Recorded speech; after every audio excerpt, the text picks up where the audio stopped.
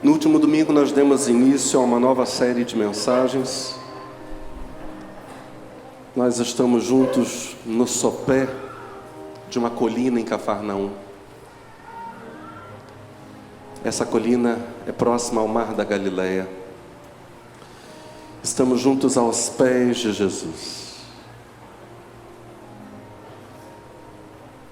Estamos juntos ouvindo o mais magnífico de todos os sermões registrados em nosso mundo.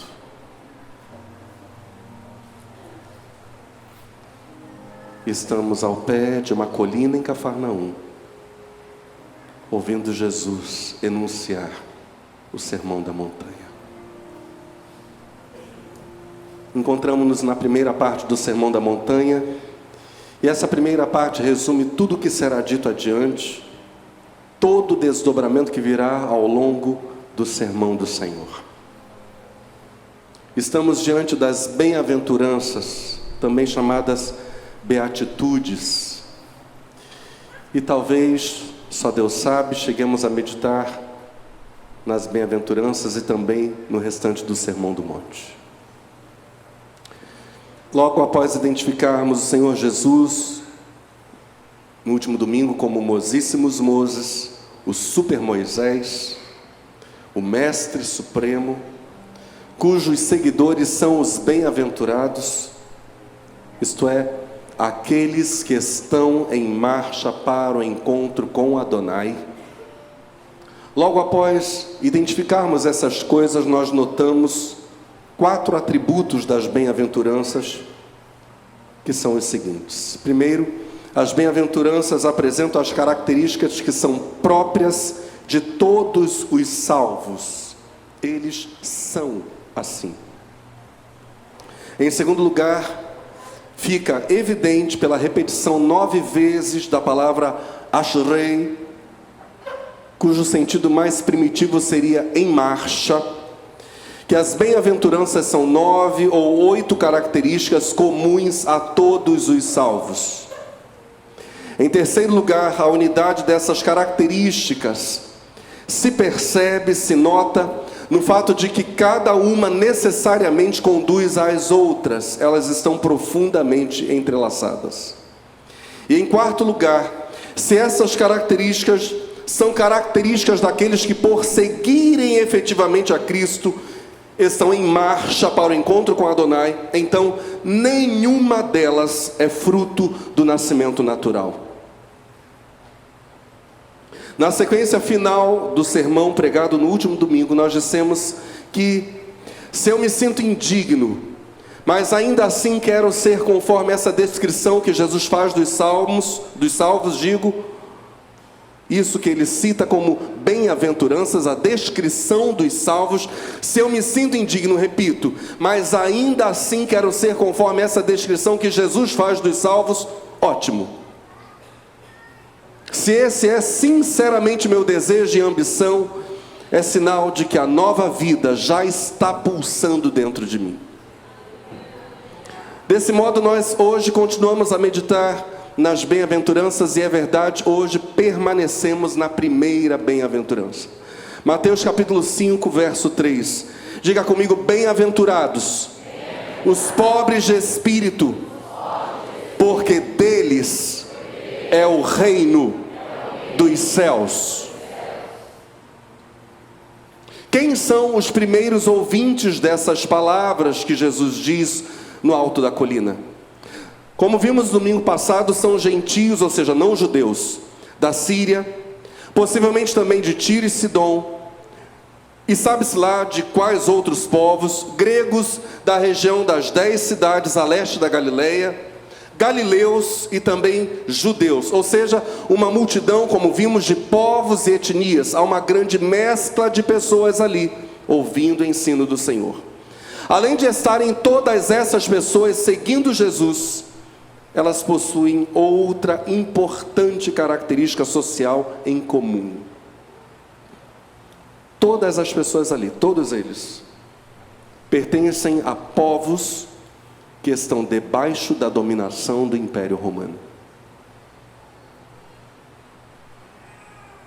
Em Cafarnaum, Por volta do ano 31 da nossa era, Jesus estava pregando esse sermão da montanha. A Palestina foi ocupada por Roma em 63 a.C. e a Síria em 64 a.C. Na verdade, a Síria antes então, né? Lembrando que antes de Cristo a contagem do tempo é invertida. Então, a contagem dos anos, né? Eu estou usando essa expressão invertida só para facilitar a compreensão, mas você conta 64 a.C., 63 a.C., 62, 60, 1 a.C., o ano 0, que é o ano do nascimento do Senhor, e aí começamos a contagem, ano 1, 2, 3, 4, até chegarmos em 2023, onde estamos. Então, a Palestina foi ocupada em 63 a.C., a Síria foi ocupada antes pelos romanos em 64 a.C., somando esses anos, 63, 64, mais 31, porque o Sermão do Monte foi pregado no ano 31 da nossa era, 31 depois de Cristo, nós temos uma Roma que já dominava aquelas terras por quase 100 anos. A Judéia, a Samaria, que ficava entre a Galileia ao norte e a Judéia mais ao sul, a Idumeia, o território dos Edomitas, no extremo norte do Mar Morto, todas essas terras eram colônias romanas, diretamente administradas por Roma, desde a destituição de Arquelau no ano 6 depois de Cristo. Então já estavam sob a dominação romana desde 63, 64, e agora sob a administração direta de Roma desde o ano 6º. Este é um território dominado. Esses povos são povos vassalos de Roma. André Schurach descreve a estratégia conquistadora de Roma nos seguintes termos: uma administração vigilante, se apoia em um exército impiedoso, treinado para esmagar tudo que lhe resistir, como em Cartago ou Corinto, destruídas em 146, em Atenas, tomada no ano 86, ou na Gália, dominada depois dos massacres de Gênabo e dos cercos de Avicarum, Gergóvia e Alésia em 62. A suma das coisas que estamos vendo é a seguinte: Roma se apoiava num exército impiedoso que esmagava qualquer oposição. Os valores da multidão diante de Cristo, esses que estão ouvindo o Sermão do Monte, são possivelmente os mesmos valores da idólatra, opulenta, cheia de glória e opressora Roma. A fala de Jesus, portanto, apresenta ao mesmo tempo caminho estreito, caminho pelo qual os salvos percorrem, mas também um caminho marcado pela coragem. A profunda coragem de quem rompe com todos os falsos valores do conquistador romano. Em que nível se encontra essa coragem? Jesus faz um apelo às armas no Sermão do Monte. Jesus apela, porventura, ao uso da força, que, como acabamos de ver, Roma soube usar muito bem na conquista daqueles povos? É claro que não. Em nenhum ponto do Sermão do Monte, Jesus faz um apelo ao uso das armas. Absolutamente não.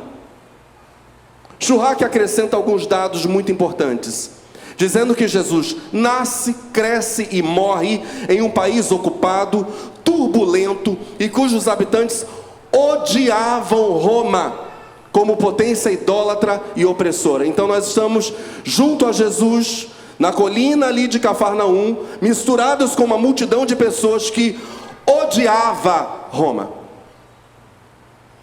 Schurach prossegue: Jesus cresce na Galileia, numa região montanhosa de bosques, distante dos centros governamentais da Síria, da Judéia e da costa marítima. O lugar era, pois, propício à guerrilha, a organização de resistência, a intervenção de grupos armados que teimavam em destruir as vias de comunicação e o poderio do império. Jesus, inclusive, historicamente falando, pode ter conhecido Judas o Galileu, de cujas façanhas e martírio certamente Jesus já ouvira falar. E essas façanhas de Judas Galileu, resistência contra Roma, na Judéia, ou entre os judeus, essas façanhas eram contadas pelos partidários de Judas, partidários que estavam animados pelo seu invencível amor à liberdade.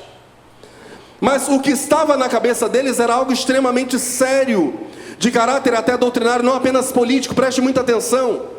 Para eles, já que Elohim era o único chefe, o único Senhor, toda submissão a Roma, todo pagamento de impostos e taxas esmagando aquela região, e a história diz que os romanos eram muito opressores nos impostos, tudo isso constituía um ato de lesa majestade divina. Em outros termos, tudo isso era um pecado de traição a Adonai, traição a Elohim e traição ao povo portador da sua mensagem, que era o povo de Israel.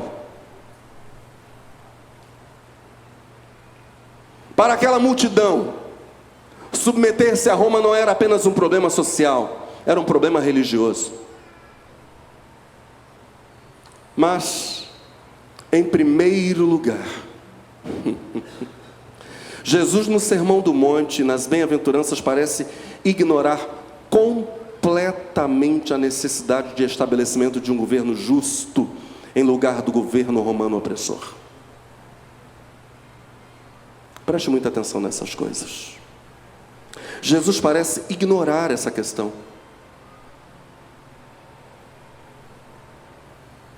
A atenção de Jesus está voltada unicamente, ao longo de todo o sermão, para o estabelecimento do seu reino, que tem força suficiente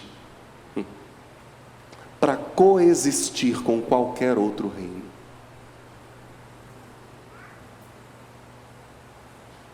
O reino de Cristo não está ameaçado pelos reinos deste mundo. Internalize isso. Jesus não tem nenhum problema em estabelecer seu reino e fazer com que ele coexista com os reinos deste mundo. Em segundo lugar, Jesus demonstra que os valores que regem o seu reino são exatamente os valores opostos aos reinos ou aos valores que regem os reinos deste mundo.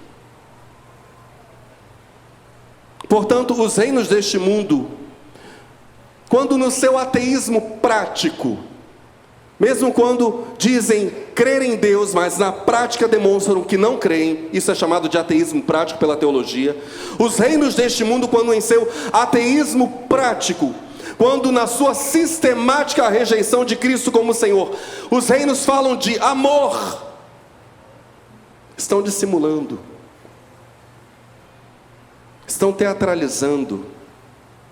O argumento do amor, nesse sistema mundo corrupto, certamente será utilizado pelo mundo para rejeitar aquele que é amor puro, o próprio Cristo, o próprio Deus.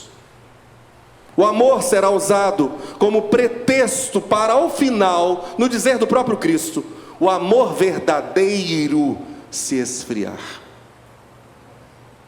Em Mateus 24, verso 12, Jesus dirá que todos os desejos pecaminosos, todas as distorções em nome do amor no tempo do fim, produzirão a extinção do amor. E por se multiplicar a iniquidade, você conhece o texto, pode completar, por favor? O amor de muitos se esfriará. Em terceiro lugar, a coragem que marca a jornada dos salvos é justamente a encarnação do amor absoluto em um mundo cheio de desamor. A marca da jornada dos salvos é serem a própria encarnação de Cristo no mundo anticristão. As bem-aventuranças, e nós poderíamos sintetizar tudo nesta afirmação, as bem-aventuranças são, em última análise, um autorretrato de Jesus Cristo. como Jesus se descreve, como ele diz que é o seu caráter e como é o caráter daqueles que efetivamente o seguem. Isso ele diz por meio das bem-aventuranças.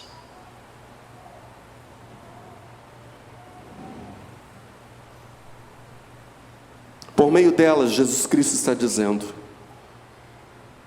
aqueles que ousam me seguir são assim como eu sou.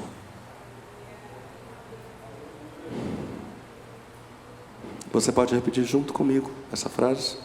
Aqueles que ousam me seguir são assim como eu sou.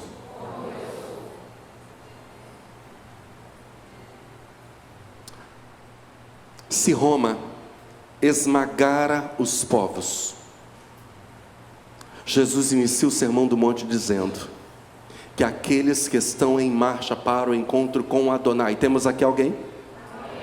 Jesus inicia o Sermão do Monte dizendo que aqueles que estão em marcha para o encontro com Adonai, aqueles que pertencem ao reino de Deus, são homens e mulheres que o Espírito de Deus esmagou e esmaga, humilhou e humilha, reduzindo-os a nada.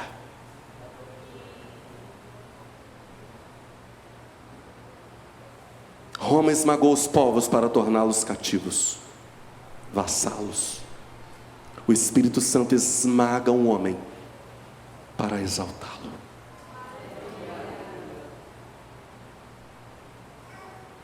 Para fazê-lo se esvaziar de si mesmo e se encher de Deus.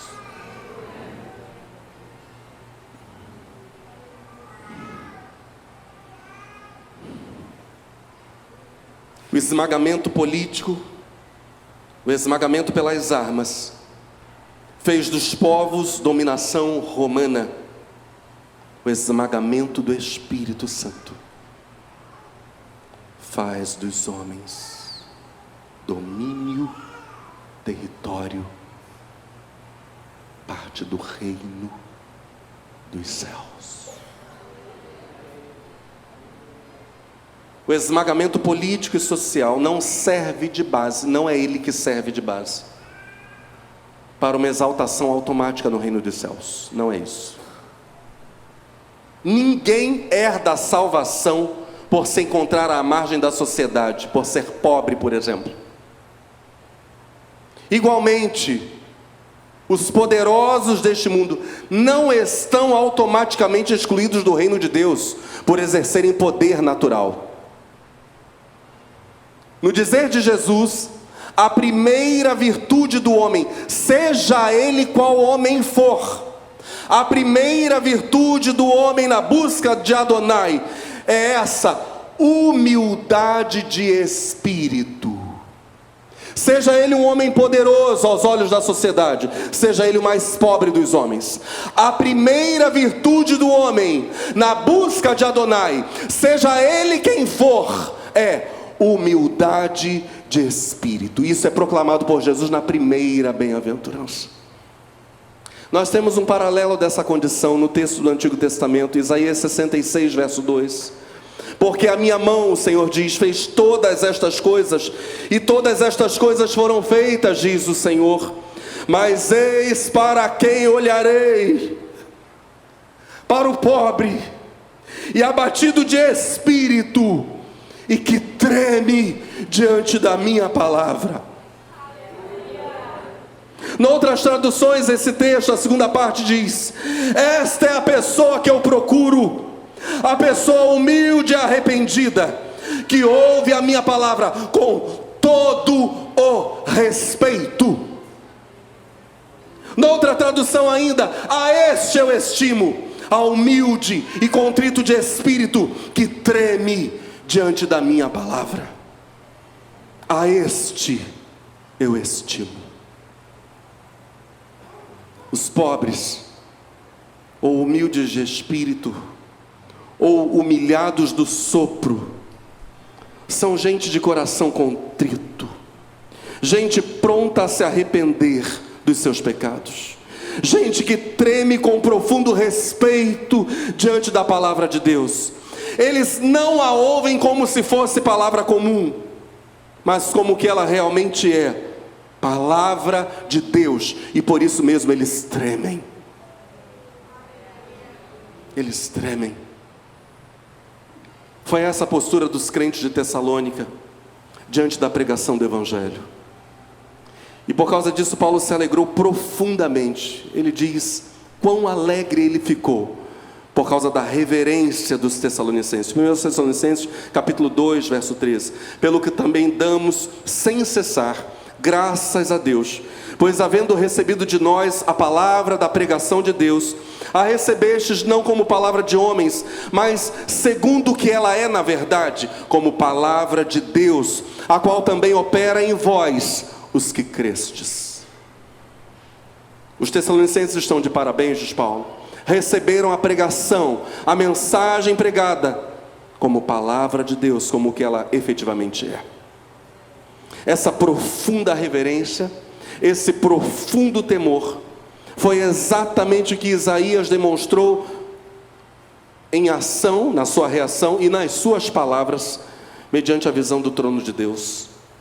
Isaías 6, verso 5 diz para nós: então gritei, ai de mim, estou perdido, pois sou um homem de lábios impuros, e vivo no meio de um povo de lábios impuros. Os meus olhos viram o Rei, o Senhor dos exércitos.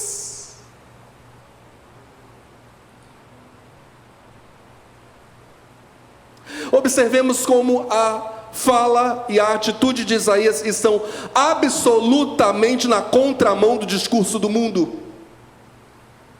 Martin Lloyd Jones escreve que grande ênfase o mundo empresta a essa crença na autodependência, na autoconfiança e na autoexpressão. Basta nos examinar a literatura profana. Ali se lê que se alguém quiser vencer neste mundo, então que acredite em si mesmo.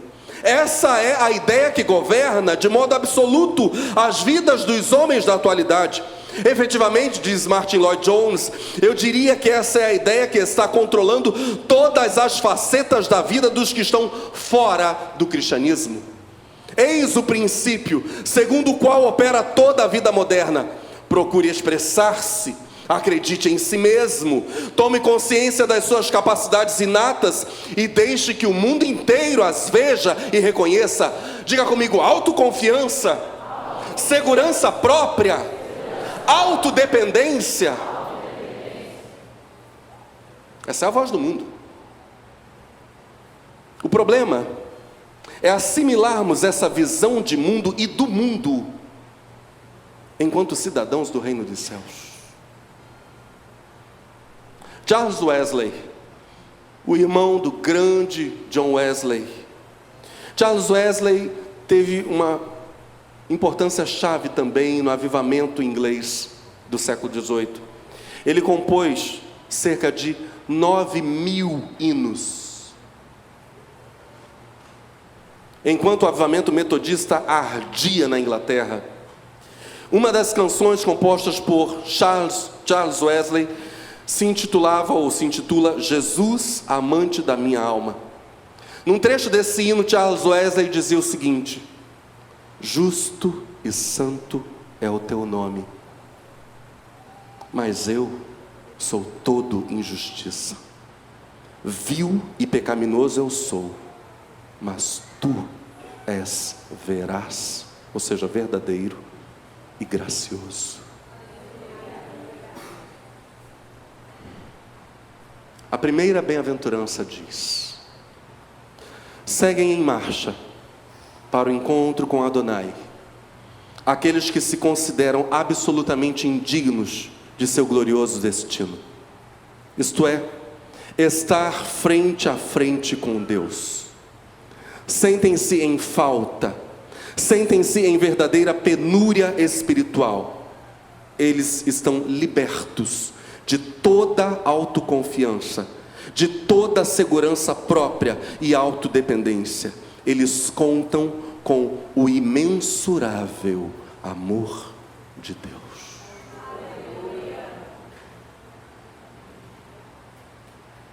Eu estou pregando o Evangelho, viu?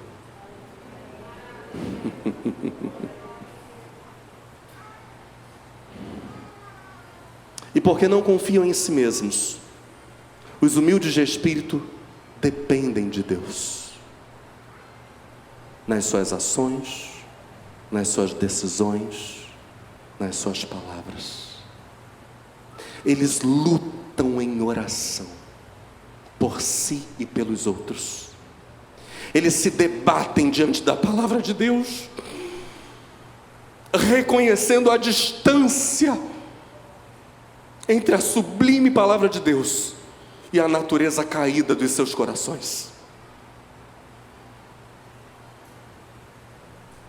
Humildes de espírito, deles é, diz Jesus, o reino dos céus. Infalivelmente. Aleluia. Aleluia. Aleluia. Aleluia. Aleluia. Aleluia. Aleluia. Aleluia. Vamos atentar para as palavras de Paulo aos Coríntios, fazendo uma oração. Deus nos ajude a termos dia a dia esse mesmo Espírito. 1 aos Coríntios capítulo 2, verso 1. E eu, irmãos, quando fui ter convosco, anunciando-vos o testemunho de Deus, não fui com sublimidade de palavras ou de sabedoria, porque nada me propus saber entre vós, senão a Jesus Cristo e este crucificado. Ou seja, o anelo, o desejo mais profundo de Paulo era este: conhecer o crucificado. Prosseguimos, verso 3. E eu estive convosco, repita comigo, em fraqueza, e em temor, e em grande tremor. Paulo prossegue no verso 4 dizendo: a minha palavra e a minha pregação não consistiram em palavras persuasivas de sabedoria humana, mas em demonstração do Espírito e de poder. Veja o contraste que na verdade inexiste. Ele existe apenas no campo das palavras, mas estas coisas no mundo espiritual são sinônimas. Paulo diz: eu estive convosco em fraqueza e em temor e em grande temor. E como eu estava no meu espírito absolutamente quebrantado, Deus o sabe. Como eu cheguei diante de vocês sem nenhuma intenção de demonstrar a sabedoria humana, eu preguei o Evangelho em demonstração do Espírito e de poder. Essa foi a consequência óbvia do quebrantamento do meu coração diante de Deus. Vocês sabem disso. A minha palavra, diz Paulo no verso 4 de 1 Coríntios capítulo 2, a minha palavra e a minha pregação não consistiram em palavras persuasivas de sabedoria humana, mas em demonstração do Espírito e de poder, para que a vossa fé não se apoiasse em sabedoria dos homens, mas no poder de Deus. De novo eu quero voltar ao Dr. Lloyd Jones. Ele tece um importantíssimo comentário sobre esta fala de Paulo, dizendo o seguinte: Paulo não subia na plataforma com uma atitude confiante, seguro e desembaraçado, dando a impressão de ser alguém dotado de forte personalidade. Pelo contrário, as pessoas comentavam a seu respeito: a presença pessoal dele é fraca e a palavra desprezível. Isso está em 2 Coríntios capítulo 10, verso 10. Eu estava olhando para essas coisas, tanto para a fala de Paulo, em fraqueza, em temor, em grande tremor, o comentário de Lloyd Jones acerca desse quebrantamento de espírito, dessa humildade de espírito do apóstolo Paulo. Eu estava olhando para essas coisas e pensando no seguinte: meu Deus, que distância entre os apóstolos e os avivalistas de ontem, e os autoconfiantes e tão desenvoltos animadores de auditório dos nossos dias. Ó Deus, restaura em nós o temor do Senhor. Nos poderosos cultos de milagres dirigidos por Kathryn Kuhlman, nos quais muitas pessoas recebiam o toque miraculoso e curador do Espírito de Cristo, o Espírito Santo, O biógrafo de Kathryn Kuhlman nos conta o seguinte: quando algum admirador agradecido aproximava-se do púlpito em busca de uma cura e dizia a Kathryn: "Oh, obrigado, obrigado", ela logo recuava, balançava as mãos e dizia: "Não agradeça a mim, nada tenho a ver com isso, agradeça a Deus." Embora Kathryn Kuhlman fosse efetivamente o instrumento usado por Deus, e com justiça fosse honrada por isso, Kathryn Kuhlman se mantinha humilde, sabendo que o poder de Deus operava por meio dela, por causa da graça da salvação. David Brainerd.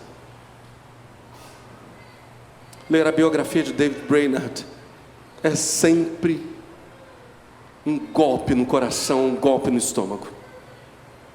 David Brainerd, que foi um jovem poderosamente usado por Deus para a conversão dos índios americanos no século XVIII. Ele que era genro de Jonathan Edwards. Jonathan Edwards coletou dados para escrever uma biografia de David Brainerd, e boa parte desses dados saíram do próprio diário de David Brainerd. Brainerd, que tudo deixou por amor a Cristo e aos perdidos, escreveu em seu diário, na época em que ele ainda era um estudante de teologia, preparando-se para ir pregar, as seguintes palavras: 1º de abril de 1742. Parece que estou em declínio no tocante à minha vida e ao fervor quanto às coisas divinas. Não tenho tido muito livre acesso a Deus em oração como costumava. Que Deus me humilhasse profundamente ao pó perante Ele. Mereço o inferno a cada dia, por não amar mais ao meu Senhor, o qual, como creio, me amou e a si mesmo se entregou por mim. Gálatas 2:20. Cada vez que sou capacitado renovadamente a exercer qualquer graça, fico mais endividado com o Deus de toda graça, por sua assistência especial. Onde, pois, a jactância, a soberba, a vaidade? Por certo, foi de toda excluída. Romanos 3:27. Quando pensamos sobre quão dependentes somos de Deus, pela nossa existência e por todo ato de sua graça, se algum dia eu chegar ao céu, assim será, porque agrada a Deus e nada mais. Pois de mim mesmo nunca fiz qualquer coisa, senão afastar-me dele. Minha alma ficará embevecida diante das insondáveis riquezas da graça divina, quando eu chegar nas mansões que o bendito Senhor foi preparar-nos. 3 dias depois, domingo, 4 de abril. Meu coração estava vagueante, sem vida. À noite, Deus deu-me fé em oração, fazendo minha alma enternecer-se em parte, e deu-me a provar uma doçura divina. Oh, meu Deus bendito, deixe-me subir para bem perto dele, e amá-lo, e anelar por ele, pleitear, lutar e expandir-me até ele, para a libertação do corpo do pecado e da morte. Ai de mim! Minha alma lamenta ao pensar que pode perder de vista novamente o seu amado. Amém. Vem, Senhor Jesus. À noitinha do dia seguinte, ele queixava-se, e agora quem conta é Jonathan Edwards, numa observação, ele queixava-se que parecia estar vazio de todo o deleite das coisas divinas. Sentia muito da prevalência da corrupção e via em si mesmo uma disposição para todo gênero de pecado. Isso trouxe uma muito grande tristeza à sua mente e lançou-o nas profundezas da melancolia, ao ponto de falar de si mesmo como pasmado, não tendo conforto, mas cheio de horror, não vendo consolo algum na terra ou no céu. 2 dias depois, 6 de abril de 1742, fiz um passeio nesta manhã. Tive um comovente senso de minha própria maldade e clamei a Deus para limpar-me, para conceder-me arrependimento e perdão. Então, comecei a achar doce o orar. Pude pensar sobre suportar prazerosamente os maiores sofrimentos na causa de Cristo. Pude achar-me disposto, se Deus assim o ordenasse, a sofrer banimento de minha terra nativa e estar entre os pagãos, para que pudesse fazer algo para a salvação deles, em aflições e morte de qualquer tipo. Então, Deus permitiu-me lutar com fervor por outras pessoas, pelo reino de Cristo no mundo e por queridos amigos crentes. O jovem Brainerd, que morreu sem se casar, dando a vida no campo missionário. Brainerd, à semelhança de Paulo, de Kathryn Kuhlman e de tantos outros, não depositava sequer a mínima confiança em si mesmo para viver,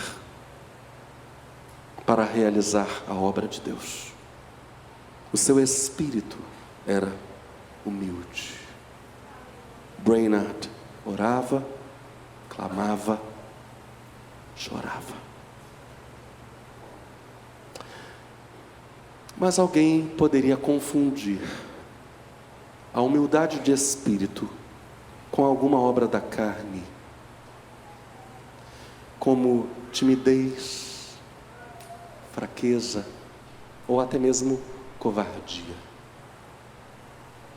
com algum comportamento afetado, com modéstia natural, até mesmo com um sentimento de inferioridade. Não. As bem-aventuranças são operações do Espírito de Deus no coração humano. Elas não são nenhuma destas coisas que acabo de citar. Há um exemplo pitoresco do Dr. Jones sobre isso, sobre falsa humildade de espírito. Ele diz: eu me lembro de certa ocasião em que eu fora pregar em uma cidadezinha.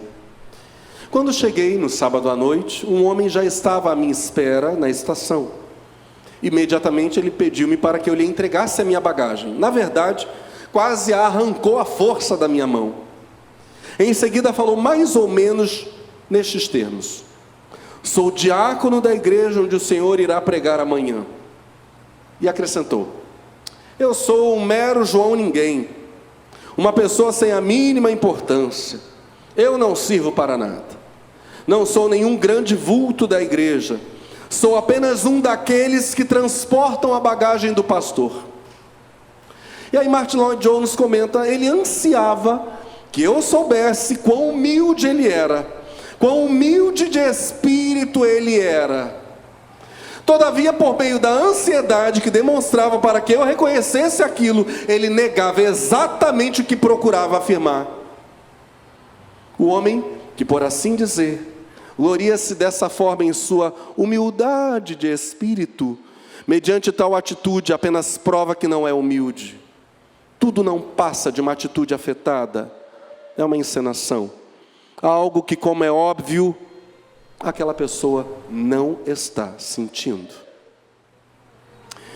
Então precisamos fazer uma importante pergunta: como alguém se torna e permanece humilde de espírito?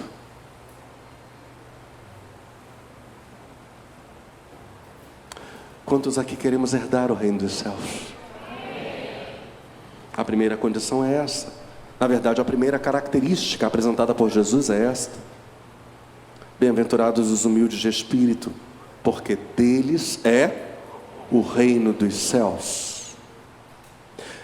Como alguém caminha na direção de Deus, na companhia do Espírito de Cristo, o Espírito Santo, mantendo sempre essa postura de alma?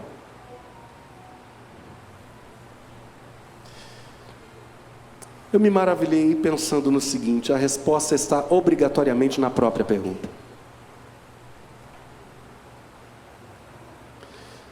Se dissemos faz pouco, seguem em marcha para o encontro com Adonai. Aqueles que se consideram absolutamente indignos de seu glorioso destino, isto é, estar frente a frente com Deus, nós também devemos dizer: aqueles que seguem em marcha, considerando-se absolutamente indignos e merecedores de seu glorioso destino, são aqueles que contemplaram e que contemplam Adonai, e que agora seguem para o encontro final, para estarem frente a frente com Ele. Noutros termos, nós estamos dizendo o seguinte: a humildade de espírito resulta continuamente da visão de Deus. Ver Deus. A visão de Deus e seu reino é o fundamento dessas coisas. Aqueles que o veem se prostram, e aqueles que o veem o verão.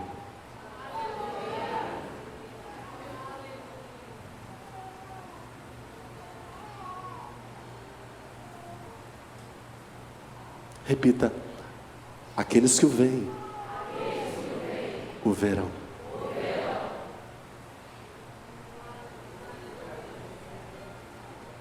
A humildade de espírito resulta da visão de Deus. Foi assim, por exemplo, quando Pedro, um pescador experiente, que conhecia muito bem o mar da Galileia, efetivamente viu quem era Jesus, em Lucas capítulo 5. A partir do verso 3, a Escritura nos diz: entrando num dos barcos, que era o de Simão, pediu-lhe que o afastasse um pouco da terra, e assentando-se ensinava do barco a multidão. E quando acabou de falar, disse a Simão: faze-te ao mar alto, e lançai as vossas redes para pescar.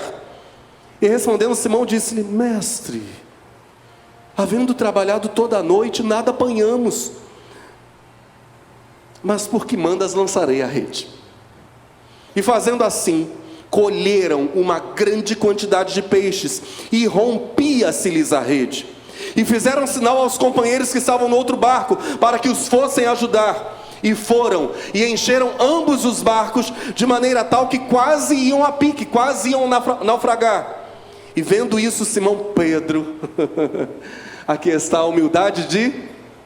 E vendo isso, Simão Pedro, diga comigo: e vendo isso, Simão Pedro prostrou-se aos pés de Jesus.